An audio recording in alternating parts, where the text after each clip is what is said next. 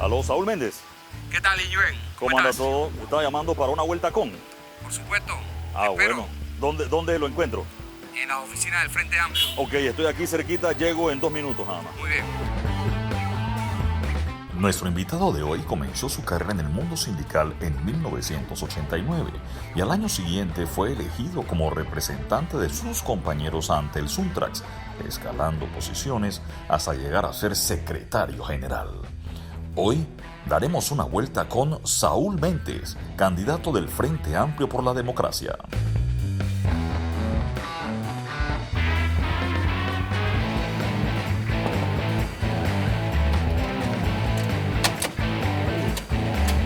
Saúl Méndez. ¿Cómo anda Don todo? Iñuen, Muy bien. ¿cómo le va? Vamos a una Gusto vuelta verlo. con. Vamos. De inmediato, por favor. Por supuesto. Saúl Méndez. De Colón, Saúl. Eduardo Linyuen, de Colón, sí, yo soy de Colón. ¿Del mismo centro de la ciudad o tú eres de la carretera? Porque siempre en Colón está la gente del ton y lo de la carretera, ¿no? Yo soy del TON. Del mismo ton, como dicen. Ok. Del centro. Yo soy de calle 10 y 11 Amador Guerrero. Allí en un cuarto de alquiler me criaron mis padres. Y entre las historias de uno y otro, parece que ahí también nos procrearon, ¿no? Así que mis otros 3 hermanos, todos nacimos y nos criamos allí en ese cuarto en Colón. Ahora, Saúl, los enfrentamientos entre Saúl Méndez y, por ejemplo, la policía, y tu papá era guardia, Saúl. Eso no riñe un poco cuando uno entiende que tu papá era guardia.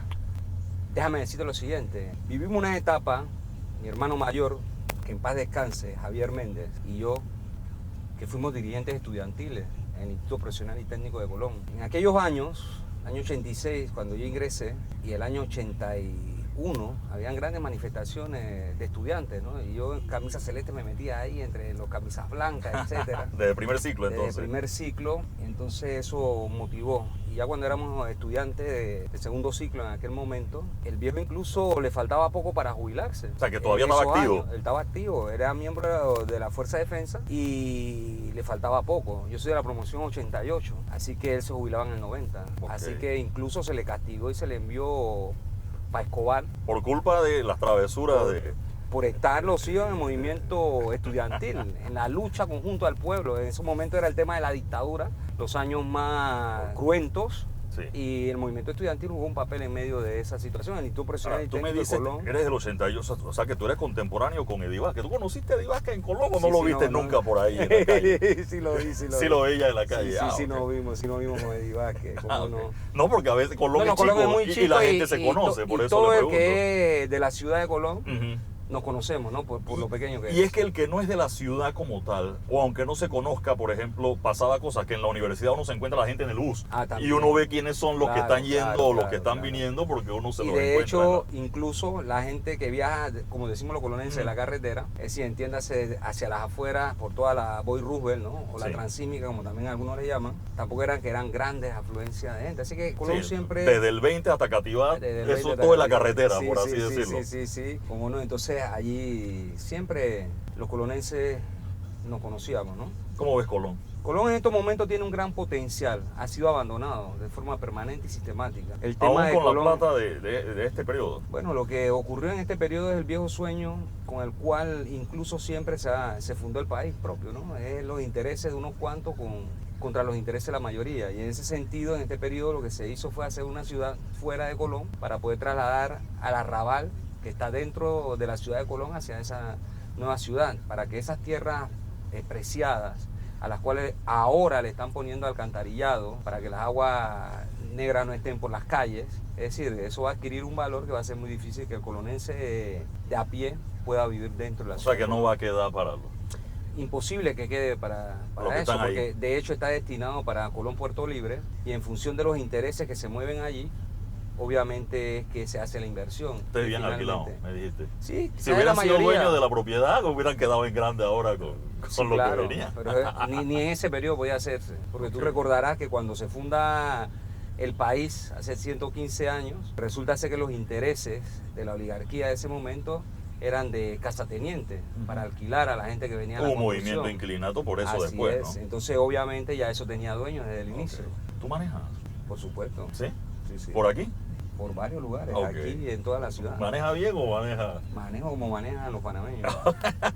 Yo siempre digo que los panameños, el que aprende a manejar aquí en la ciudad de Panamá, maneja en cualquier otra parte, porque Ok. todo en realidad es complejo. Y cuando te paran los guardias, no te paran los guardias, no te dicen nada, o has tenido episodios. Hay de todo, hay de todo. Cuando te para un guardia, hay uno que te saluda, te conoce, "Hey, ¿qué tal? ¿Cómo vamos?" Hay Ok. otros que se ponen de otra manera, pero en términos generales, bien con ellos. No hay una situación de enemistad, ni mucho menos que concite a algo como que porque veo un guardia hay un problema. Ujú. Por el contrario, son seres humanos, igual que los demás, que buscan un trabajo y el trabajo de ellos es tratar de garantizar los intereses de los de arriba. Así Ok. que esos problemas yo lo entiendo perfectamente, Oye, música. por supuesto. ¿Qué tipo de música? Todo tipo de música. ¿Sí? Los colonenses tenemos que saber de música primero. No, yo Tenemos que pregunto. saber bailar. Sí, pero yo te veo. A Por ver, ejemplo, salsa en salsa co- sensual. Yo soy, Ok, de, ¿te yo gusta soy de esa tu época, Ok.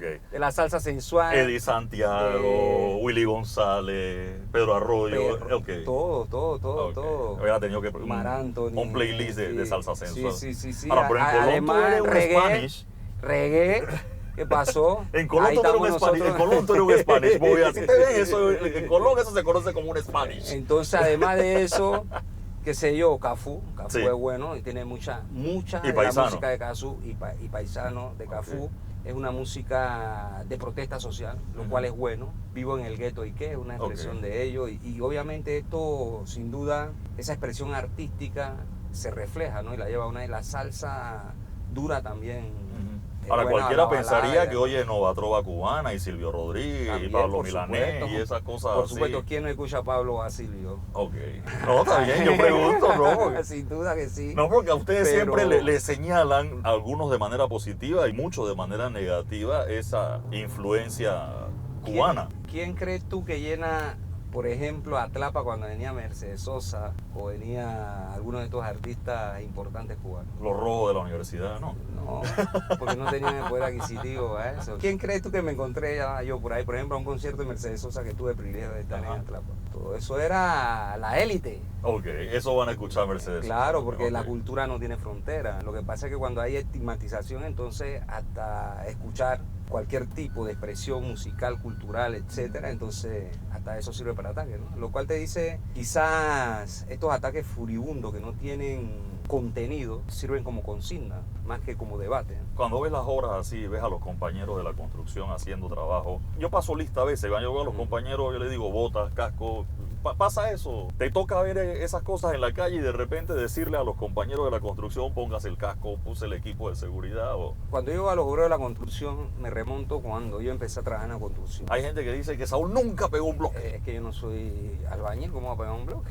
Ahí Ok. hay distintos oficios, yo soy soldador. Si alguien me pregunta, ¿sabes soldar? Entonces podemos hablar de soldadura, pero obviamente ¿Cuántos puntos no soy le saca albañil, una varilla?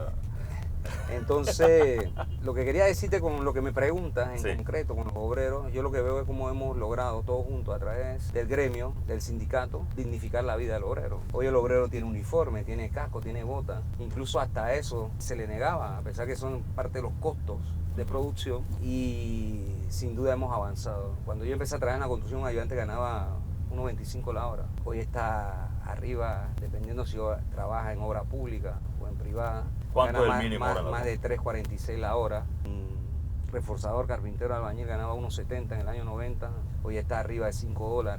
Hemos logrado a través del gremio dignificar la vida humana, que de hecho es el centro de todo lo que nosotros hacemos. Es decir, cómo construir la justicia social, cómo propugnar que los seres humanos tengan mejor vida. A mí me tocó como en 1.90, eran $81 a la semana. Sí. Todos los viernes Bueno. me tocaban mis $81. Bueno, tú conociste ese proceso, ¿no? Porque Mejor. conozco el proceso, pasan cosas. ¿Por qué a los trabajadores de la construcción no les alcanza la plata si están dentro de los mejores pagados? Bueno, el alto costo de la vida es uno de los problemas que hay. A pesar de que podamos tener unos salarios que hemos logrado conquistar, eso no significa que eso alcance para el costo de la canasta básica familiar. Además, trabajar en la construcción labora promedio 8 meses al año. O sea que tú tienes que, con lo que ingresas ahí, tratar de resolver 12 meses, no 8. Así que eso es distintas variables. El trabajo en la construcción tiene el drama que tiene la mayoría de los trabajadores de la construcción de que construyen y no tienen viviendas dignas, no son sujetos de crédito, porque no tienen estabilidad laboral. Por eso es que también nosotros en nuestro planteamiento, el tema de crear trabajo digno, es decir, que la gente tenga derecho a trabajar como tú y yo, 12 meses al año, vacaciones, 13º mes, pagar el seguro social para tener una pensión, pero que el salario que la gente gane sean salarios dignos, para que cuando se vayan a jubilar, entonces la pensión no sean de miseria como lo son hoy. Los bajos salarios de quienes están jubilados hoy son los que tienen pensiones de hambre, de miseria. Entonces, si la gente cotiza sobre salarios adecuados, su pensión al final se calcula en función de esos tipos de salarios. Por eso que nosotros hablamos de vida humana. ¿Qué hacías los viernes cuando cobraba tu sobrecito? En efectivo, a mí me pagaban en efectivo, sí, el sobrecito con la plata. Dependía. Y no sé, salía con la mamá de mis hijos, okay, íbamos a algún lugar. ¿Estabas enamorado para esos días? Claro, hacer el súper. Okay, está bien. No, porque ahí me tocó soltero, entonces siempre. Bueno, ya tú hacías otra cosa. No, mira, descubrí cosas. Por ejemplo, yo nunca tomaba, yo no he sido tomador de cerveza, y los compañeros se quedaban a veces tomando cerveza, pero esos días, como era, por ejemplo, Villaluque, era una barriada nueva, llegaba gente a buscar electricista para poner un abanico de techo, poner acondicionado. Entonces los camarones, como le llama uno, salían, era cuando uno se quedaba después del trabajo, y yo de cabezón me iba para la casa en vez de aprovechar que ahí era que uno se gana a los camarones. Pero también yo veía lío, Saúl. No, hay de todo, vivimos en una sociedad al plomero, recuerdo, se le juntaba a las mujeres, la mamá de los hijos y la peladita nueva con la que andaba, y entonces... Eso no es una patente del obrero de la construcción, okay, creo que pasa en todos los sectores. No es exclusiva. No. ¿Y los piropos? Y tampoco. Los piropos son parte del obrero de la construcción, pero aquí en el país todo el mundo piropea. Hay mujeres que se sienten acosadas si pasan por una construcción, y hay mujeres que lo evitan. Hay otras que dicen que si pasan por una construcción y no les dicen nada, entonces no se sienten mal también. ¿Cómo ve los piropos en la construcción, Saúl Méndez? La verdad es que creo que cualquier piropo primero tiene que respetar la vida y la integridad de cualquier dama, ¿no? Y creo que el hecho de que un hombre se dirija a una mujer en buenos términos, halagándola, yo lo veo normal, porque es normal en la sociedad nuestra, ¿no? Lo que no es normal es acosar a una persona, eso no es normal. Y respetar a una persona, y menos si es una dama, entonces eso no es normal. Así que yo lo que pienso es que es un patrón que podría decirse que tenemos los panameños. Pues tú vas a Europa, tú no ves cosas como esa, vas a otras sociedades que son muy, no sé, equidistantes. Yo me pregunto cómo se enamoran a veces, ¿no? ¿Y Saúl Méndez no piropeaba cuando estaba en la construcción? Yo siempre he piropeado. ¿Todavía? Claro, que la persona que está bonita, tú le puedes decir a una persona, no, usted es muy bonita, eso... Pero así desde el carro, desde el edificio, cuando va arriba. No puedo hacer eso. No puedes hacerlo ahora porque es Saúl Méndez y es el secretario del Suntra, y es candidato a la presidencia. No puedo hacer eso. Es que desde allá arriba en realidad no puedo decir mucho. Se desinfla uno, comienza tú ves, eso no es... Ahí de frente. Decirle a una persona que es bonita no creo que sea un irrespeto, ¿no? Eso no creo que sea un problema. Pero al fin y al cabo las personas tienen que ser respetadas en su dignidad. Las mujeres, los hombres, todo el mundo. Además las mujeres piropean aquí. Las mujeres también. Me tocó trabajar en algún momento, antes de entrar a la industria de la construcción, en Green Bay. Era una textilera que había en Colón, en el área de Gogosolo. Sí. Y ahí había más mujeres que hombres. Y ahí me piropeaban. Bueno, pero o sea que Saúl recogía para esos días. ¿O? No que recogía, pero quiero decir que no solo los piropos son cosas de hombres, sino también... Okay. ¿En qué quedó esa de la textilera? ¿No se había hecho una ley para maquiladoras y los trabajos tenían incluso un salario distinto, recuerdo? Son parte de los proyectos fracasados del modelo que no tienen un resultado determinante. El tema concreto, por ejemplo, del sector textil, que sí estaba aquí y no en maquiladoras, quebró. Una vez abrieron la frontera para que pudiesen importar, ¿no? ¿Quiénes? Los mismos que tenían empresas de fábricas textiles cerraron y dicen no vamos a importar, entonces queda la gente en la calle. Y eso obedece finalmente a los intereses individuales y no a un problema de desarrollo nacional y tampoco de desarrollo humano. Y son parte de las cosas que hay que corregir. Es decir, el país debe tener un plan de desarrollo nacional que concite el desarrollo humano, el desarrollo social, que son parte de los problemas que tenemos, ¿no? En ese plan, por ejemplo, ¿habría subsidios? Mira, los subsidios son la consecuencia del modelo económico excluyente neoliberal, que para que el país conozca, quienes plantearon que había que dar subsidios son las mismas instituciones financieras internacionales que impusieron el modelo económico. Es decir, esto de 120 a los 65, beca universal, red de oportunidades, todo eso nació de las mismas instituciones financieras internacionales. ¿Sabe por qué? Por el nivel de exclusión que el modelo ha creado. Y Panamá no escapa a él. Entonces el hecho de que se esté dando subsidio es porque si tú no das esos subsidios, aquí habrían una de dos cosas. O la gente moriría de hambre en masa, como ocurre en África, o la gente se levanta. Entonces es una forma de paliar la situación.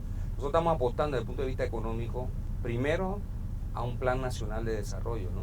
Que consiste en el centro de este plan nacional de desarrollo el desarrollo nacional, pero la vida humana que sea el eje que guía la economía. Para ello pensamos que debemos desarrollar el sector de la agricultura y de la industria. El de la agricultura podemos garantizar claramente la soberanía y seguridad alimentaria del país, del pueblo panameño, pero eso demanda mucha mano de obra, es decir, que creamos los puestos de trabajo que se requieren. En la industria ocurre igual, es el procesamiento de materia prima y transformación, eso demanda mano de obra. Pero tiene que haber competitividad, porque de nada sirve que vamos a sembrar todo el arroz que nos comemos, con lo que estoy de acuerdo, pero si nos va a salir más caro sembrar todo ese arroz. Entonces, Bueno, ¿por qué y de no? hecho yo no conozco que sea más barato, o tú conoces que sea más barato. El que traen de con la afuera no es más supuesta barato. Competitividad. No sé, el que traen de No, afuera. no que yo sepa, tú vas a cualquier supermercado y el precio del arroz no es hoy el mismo que existía hace 20 años atrás. Y es Mayor, importado. Y es importado. Y tú no puedes poner la seguridad de un pueblo, de sus alimentos, en manos de terceros. Eso tiene que el Estado desarrollarlo. Pero además, consumir el producto nacional, porque cuando tú traes un producto de afuera, tú no solo traes el producto, traes la mano de obra con él. Ahora yo pregunto, si el pueblo no tiene capacidad de tener trabajo y salario digno, ¿con qué va a consumir? ¿O para quién tú traes lo que tú traes de afuera si la gente no tiene cómo comprarlo? El problema nuestro en Panamá incluso no es de crecimiento económico, el problema nuestro en Panamá es de distribución de riqueza, el sexto país del mundo donde hay peor distribución de riqueza y que naturalmente desde 1903 hasta aquí 115 personas han logrado acumular 20.000 millones de dólares a costilla de los recursos naturales, a costilla del esfuerzo colectivo que se sale a trabajar. Aquí sale casi 2 millones de personas a diario a trabajar. Tú ves que estamos en estos inmensos tranques, problemas de movilidad en la mañana, en la tarde, porque todos salimos a trabajar. Ahora, hacemos crecer la economía, pero no se distribuye de forma equitativa lo que se Ahora, lo que cuando se Saúl hace. Méndez me dice eso, mucha gente compra esa parte del discurso o le gusta esa parte del discurso. No, ese no es un discurso, es una realidad. Bueno, del discurso o de los señalamientos o de los Claro, apuntes claro, de claro. Saúl Méndez.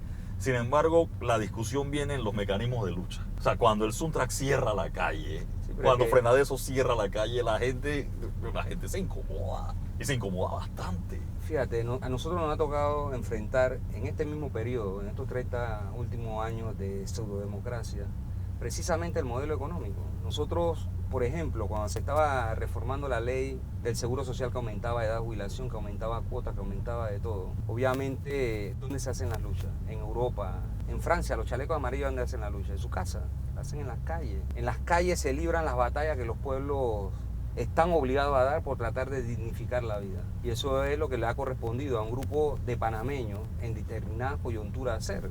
Entonces, esto no era patente de Suntrack Kid. Ahora, si hay una campaña mediática sistemática, pues, yo en lo personal, en algunos momentos y en casi todos los momentos, me ha tocado convivir con las personas cuando estamos hablando de temas sensitivos. Y tú estás en la calle distribuyendo la volante y la gente pita y dice, hay que mantenerse.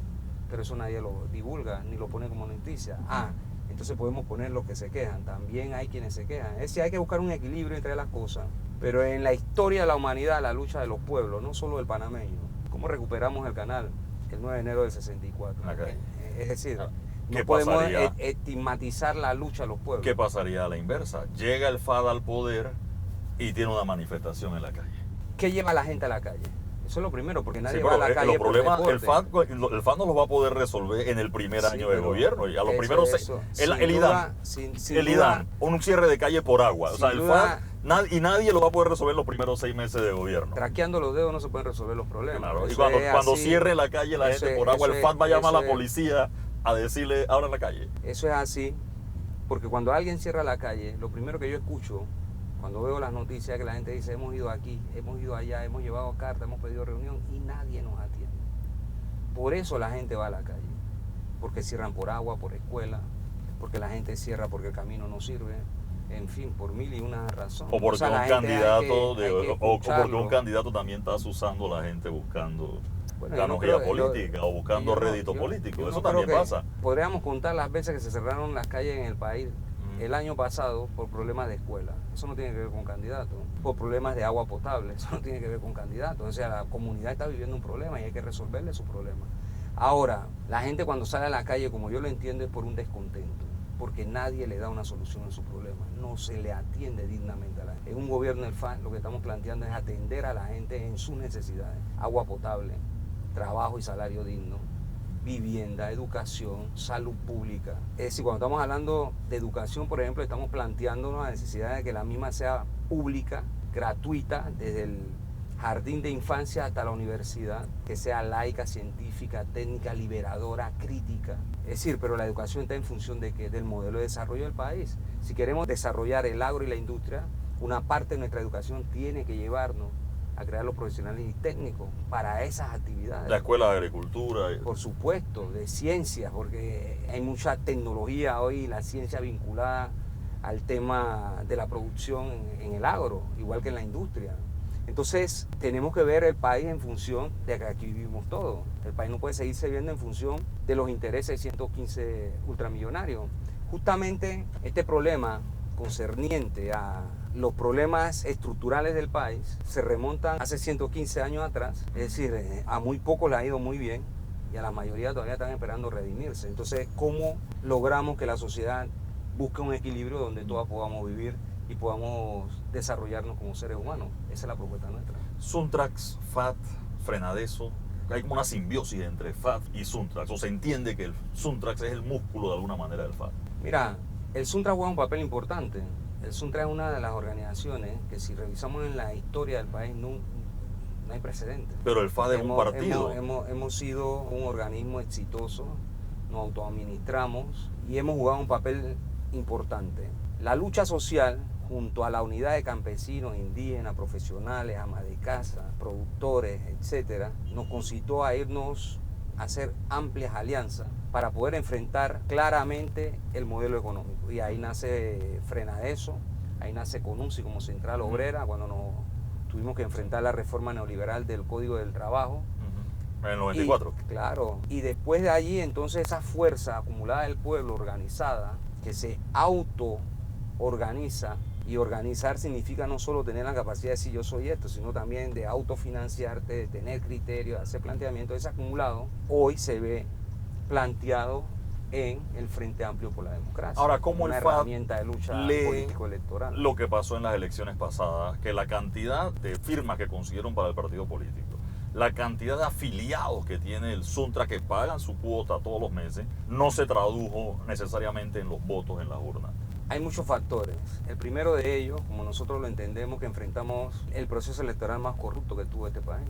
Tú recordarás que aquí repartían carros, casas, en fin, se eliminaron varias circunscripciones y demás, y nadie fue preso finalmente, por un lado. También el tema de que en 6 meses logramos la personería jurídica, el Congreso Constitutivo, es decir, en 6 meses tuvimos que hacer la primaria presidencial, escoger los candidatos. En 6 meses tú no puedes hacer eso. Ahora sí tuvieron más tiempo. Claro, en esta ocasión entendimos que tenía que ser con más tiempo y obviamente nos hemos preparado con más tiempo. Estamos en los mismos tiempos que los demás, aunque en diferencia, ¿no? En función de que los 100 millones que hemos criticado, que se repartieron los partidos políticos a través de la Asamblea y una ley, ellos se quedaron con 96 millones, el PRD, el Cambio Democrático, el Morirena, el Arnulfismo, el Partido Popular. Ahora, pero si el FAT subsiste, demás, le va a tocar subsidio electoral. Por supuesto, pero no proporcional como si es. De 100, tú te quedas con 96, ¿qué es lo que te toca allí? No al FAT, sino a los nuevos partidos y a los independientes. O sea, no solo al FAT. Okay. Entonces, obviamente, en eso tú ves los niveles de inequidad. Pero detrás de esas estructuras político-electorales que he mencionado, tradicionales, están los poderes económicos. Porque ellos no solo se quedan con esos 96 que son del Estado. Cuando tú vas a ver los informes, los multimillonarios llevan a esa campaña a llegar al tope de 10 millones, de 7 millones en aportes, que es lo que la ley permite hoy. Cuando vemos lo que nosotros podemos generar, es incomparable. Entonces son situaciones en las que el poder económico quedó mezclado con el poder político y por eso tú puedes encontrar contratos leoninos, como el de Minera Panamá, por ejemplo, en el que se entrega los minerales del Estado que nos pertenecen a todo el pueblo panameño, la empresa va a explotar. La relación de 72 mil millones de dólares y de cada 100, 98 para la empresa y 2 para Panamá. ¿Eso está bien? Eso no puede estar bien. ¿Tú estacionas así de reversa? Por supuesto. Ah, okay.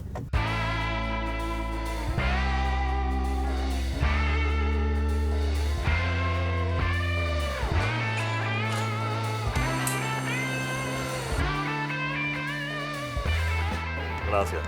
Lo que quieras, ¿eh? Club Sandwich y el capuchino grande. Muy bien, yo quiero un capuchino también grande. Sí. Y por ahora tráeme un ceviche. Entrada, ceviche palmito con... Sí, por favor. Eso. Por ahora. Eso. Estábamos hablando de un tema de ese plan de desarrollo nacional, desarrollar la industria y desarrollar la agricultura. ¿Eso no iría un poco un disparo en el pie contra el Suntra, que es la construcción? Y los gobiernos anteriores, uno de sus fuertes es el que más obras hace o hace en competencia de proyectos de construcción, donde justamente entra Suntra. En realidad nosotros no estamos discutiendo un plan para Suntra, primero. Y segundo, cuando hablamos de la industria en el país, estamos incluyendo la industria de la construcción, no la estamos dejando fuera. ¿No? Okay. Es decir, el concepto macroeconómico de industria recoge la industria de la construcción, recoge, por ejemplo, la agroindustria, que es el procesamiento de alimentos. Incluso algunos economistas hablan de la industria sin chimenea, que es el turismo. Es decir, aquí lo que estamos planteando es un desarrollo de carácter económico que ayuda a desarrollar todos los planos de la economía y que a su vez el sector primario y secundario de la misma puedan generar oportunidades de empleo a la población.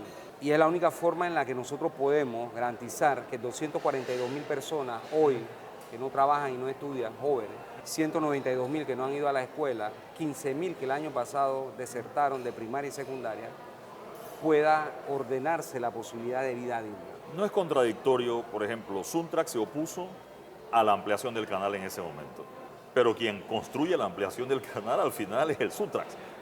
Son los trabajos de la construcción. En primera instancia no nos opusimos a la ampliación del canal. Lo que dijimos era que no era necesaria en ese momento, que los recursos que se iban a invertir allí tenían que invertirse en educación, salud, vivienda, trabajo, centros hospitalarios, carreteras y puentes, donde no existe para que la población pudiese resolver el problema de lo que nosotros hemos definido como la deuda social.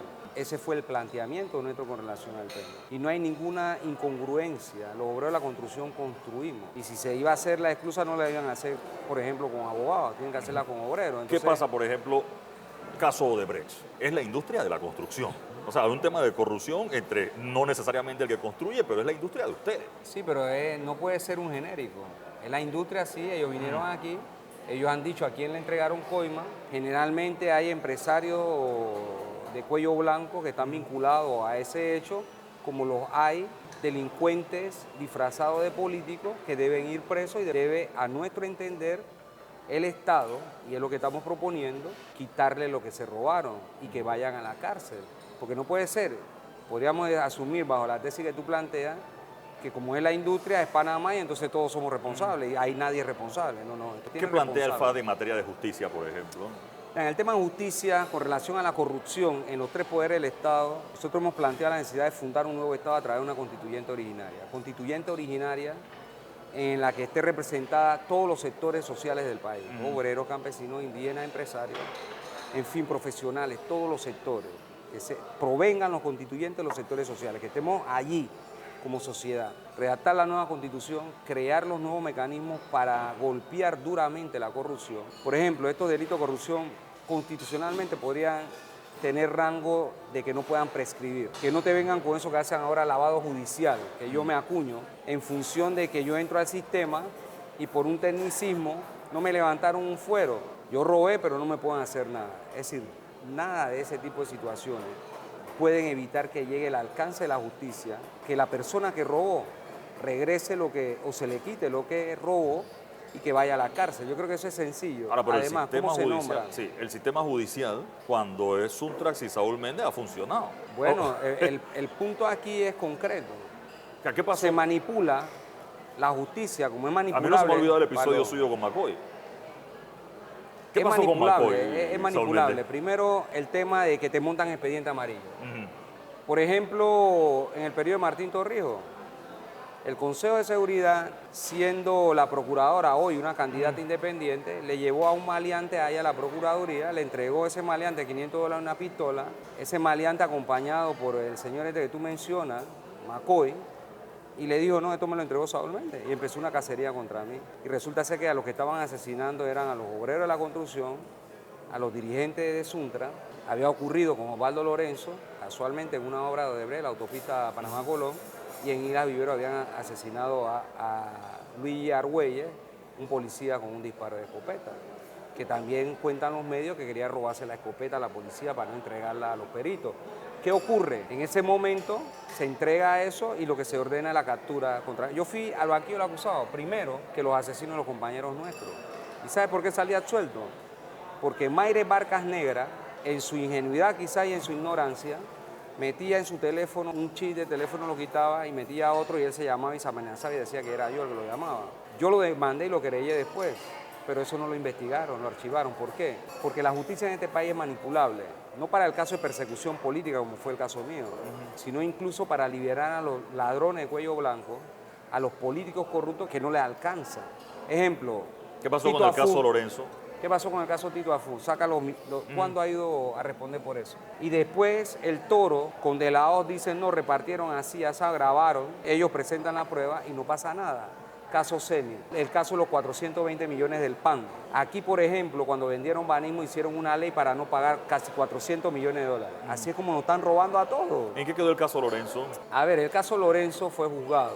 Alias Juana Peña fue condenado a 20 años, y precisamente por la corrupción, en una supuesta revisión del fallo, donde el abogado del delincuente había solicitado se revisara la pena y se bajara, se agarraron ahí en una tramoya a magistrados corruptos y lo soltaron aduciendo que el proceso no se había cumplido. Y fue un jurado de conciencia quien dictó la responsabilidad y la culpabilidad. Entonces, ese es parte del problema que tenemos. Una justicia corrupta, que es manipulable, que puede ser comprada con plata o puede ser movida. En ese camino, Saúl Méndez se vuelve abogado. El problema no es si tú eres abogado o no. No, pero ahora es un problema hombre es de el leyes, sistema. digámoslo así. Bueno, estudiar las leyes siempre estuvo dentro de nuestra posibilidad. Inclusive cuando dábamos educación cívica, recuerda que te hablaban de la Constitución, demás, eso despierta en los jóvenes la posibilidad de hablar de derecho, de Estado de Derecho y cosas, ¿no? Pero el problema es que las leyes están hechas justamente, hecha la ley, hecha la trampa, para que estos poderes impunemente puedan seguir actuando como actúan, perjudicando a la mayoría del pueblo panameño. Por eso es que la constituyente originaria tiene que revertir esa situación y tiene que garantizarle al pueblo panameño vida digna y certeza al castigo a este nivel de delincuencia que no responden por sus actos. ¿Y eso lo cambiarían ustedes? Es lo que estamos proponiendo cambiar en función de la constituyente. Pero una constituyente, no reforma constitucional en 2 asambleas o una reforma que vaya a referéndum. Toda nueva constitución tiene que pasar por la aprobación del pueblo. Aquí lo que estamos hablando es que cuando los constituyentes vienen provenientes de todos los sectores sociales, porque vamos a estar todos representados allí. Pero una vez se crea esa nueva constitución, eso tiene que someterse a la voluntad popular. Entonces, con las nuevas reglas, nombrar los magistrados, que yo he planteado 2 formas de hacerlo, además. ¿Cuáles son? Una de ellas puede ser por elección, como ocurre en otros países. Otra puede ser por concurso de oposición, donde se presenta, se hacen los exámenes. O sea, que no lo designa el presidente de la República. No lo designa el presidente, no lo ratifica la asamblea y no hay negociado. Y los grandes bufés no van a poder meter allí a quienes mañana, como ellos representan la delincuencia esta organizada de cuello blanco, entonces los fallos salen. Tú recordarás que hay magistrados que todavía hoy se denuncian entre ellos que venden fallos, y es precisamente por esto. Ahora, más recientemente, hay un abogado que desde España empezó a indicar que él compra fallos en los juzgados y arriba en la corte. Entonces, obviamente, eso te dice la podredumbre en la que estamos. Cambiamos de asunto, Saúl Méndez. Venezuela. El Suntrax, o creo que el FAT, o Frenadeso, no recuerdo, reconoce el nuevo gobierno de Nicolás Maduro cuando gana las elecciones anteriores. Eso se vuelve impopular considerando la cantidad de venezolanos que viven en este momento en Panamá, que son opositores al régimen de Maduro. Panamá como país desconoce al nuevo gobierno de Maduro al que se instaló recientemente. Sin embargo, siempre se ha vinculado o señalan al Suntrax con Venezuela, con Cuba, con Maduro, incluso hasta que Maduro financia parte de lo que pasa en el FAT o que pasa en Frenadeso. Yo le pregunto a Saúl Méndez si eso es así o no. Lo que yo presenté como mi declaración en lo que fue la primaria, ahí dice quién que fue. Y presentamos menos de $60,000. Aquí hubo un candidato a diputado en Chiriquí que le robaron un maletín, dice él, y le llevaron 67,000. Nosotros, los 4 precandidatos que éramos en ese momento del FAT, el FAT no llegamos a $60,000. Eso te dice cómo está la situación en materia de financiamiento. Pero además felicitamos a López Obrador cuando ganó en México y hemos felicitado en los procesos que se desarrollan en nuestra América. Y en ¿A Bolsonaro no? A Bolsonaro nadie lo ha felicitado, muy poco. Pero lo que quiero decirte claramente es que el hecho de que tú reconozcas un proceso electoral X, Y o Z no significa concretamente que tú no puedas hablar de política exterior, por un lado. Por otro lado, La política exterior que nosotros hemos dicho que vamos a jugar al llegar al gobierno es de soberanía plena y autodeterminación. Panamá no puede estar subordinado a ningún país del mundo. Panamá es un Estado y nuestro pueblo tiene derecho a autodeterminación. Nuestros problemas, quienes los podemos resolver somos los panameños.